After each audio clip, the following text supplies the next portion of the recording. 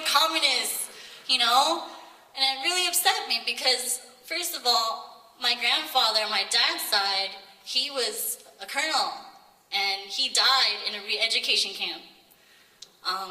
So that really hurt me when she said that, and then I found out that some of my Vietnamese friends, that they've been called communists, and one of their parents called him a communist, and I was like, oh my God, for wanting to, for supporting trade with Vietnam, you know, and they said that you're helping the communist government by doing that, and I just didn't get it, because you want to help the people, you want to help the economy, because it's, you know, your motherland, right? So, okay, enough of that. So here's my poem.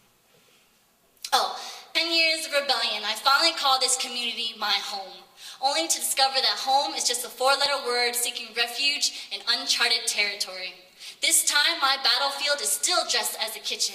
Although English is no longer my ammunition, I discover that my brain waves are the basis of my thoughts exploding like bombs, as my mother points her finger at me and says, "Mày là cộng sản, mày không biết gì hết." After mentioning a name, after saying Saigon's not the same as it used to be. I dare not defy, but I find that my ignorance of the history of my country is rooted from the silence that had fallen upon my ears every time I ask why, every time I ask what happened. Silence is my only reply. I am stuck between homelands, lost between the battlefields of accusations. I am stuck in between Vietnam and being Vietnamese, between being CAAW and người Việt Nam. I am stuck in between beliefs and tradition. I know I've reclaimed my heritage, but now that I'm here, I don't know where I belong. My tongue split in two ways like a fork in the road, not knowing where to go. Whether I should shut up and sit down, or whether I should speak up and stand up against the pressures of being silenced. Ma, you are right. I don't know anything about the politics of Vietnam. I don't know anything about the he say, she say, they say this, about the he say, she say, they say that. I don't know anything. I don't know the reason why former South Vietnam Vice President Nguyen Cao Ky went back to Vietnam, nor is this a statement in defending his reasons why. I don't know what exactly happened in Australia. I don't know anything. They say, don't get involved. It's best not to get involved. Don't say anything at all. But I say, silence gets you nowhere, and I want to know where I belong. I will admit, I don't know anything of what's going on, but I will tell you of what I see. I see a divergence between lands, torn apart by an ocean without a bridge of understanding. Vietnam is no longer twin countries divided at the 17th parallel, but the dichotomy is still there. There is a rift between mother and daughter, between father and son, between brothers and sisters. It's been 32 years since the Vietnam War ended, but the battleground still exists behind closed doors and silent echoes wanting to scream. Refugees saying, I hate you. You took everything from us. You are a criminal. I will not be a prisoner in my own country. Communist Party members saying, you don't know anything. What you think is wrong. We are for the people. We are freeing our country. You are the traitor. Fingers pointing like guns to the head. The cycle's never ended. Vietnam is a country, but a land apart, because from what I see, my people hate each other. There's no unity among the whole community. History has gone and repeated itself, except now it's backwards. Because outside Vietnam, refugees are pointing at other Vietnamese and calling them communists when no evidence is evident. It's a modern-day Salem witch trial. Fingers pointing, but nothing's getting done, and nothing is fully proven, just words of accusations, death threats, and families disowning each other.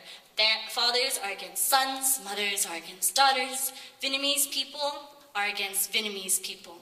Raging words echoing, you are a communist because you're going to Vietnam and working with the communist government. And I really have to ask, what other government is there in Vietnam? The paradox is so apparent, but I don't know why people can't see. Before, communists were punishing those who didn't follow their ways, and now anti-communists are doing the same. Because, basically, if you're not with us, you're against us, right? And I feel there is no right, and I can only do wrong. I have no sense of identity because I don't know where I belong. Because in Vietnam, I'm a foreigner, a CAAW. And at home, My mother is calling me a communist, caught in the crossfire of interrogations, asking me, which flag are you? Which side are you on? And I find myself as a refugee seeking for a place of safety and understanding, trying to find a middle ground between America and Vietnam because I feel I don't have to choose. I'm stuck. And the only place I find myself where I belong is in the corner, to be silenced, not knowing where to go, not knowing what to call home. Because according to most parents, quê hương không có nữa. And my eyes are weak, unable to see the truth. My mind is spinning in circles because I don't want to believe that my people hate one another. So here I am, between Vietnam and America, standing upon my middle ground, the ocean. I am floating upon the sea once again, except this time I am not drifting anywhere because the vision is so clear to me now. And like the waves of the ocean, I will rise because no matter what they say to me, no matter what people think, no matter how many times people will twist my words, no matter how many people will misinterpret this poem, from the tip of my lips to the bearing of my bones to the core of my soul, no matter what they call me, I will always be Vietnamese. Quê hương may not be where I was born, but it's where the branches of my being came into existence, where the bodies of my ancestors rested, where my people who have spent hundreds and thousands of years in resistance, where the tradition of bowing to my elders is rooted in the center of my being. It doesn't matter what other people say, because behind political beliefs, behind different opinions, behind diverse dialects of Bắc Trung Huế Nam, despite different anthems, despite different flags, despite our differences, we are all still Vietnamese no matter what. Thank you.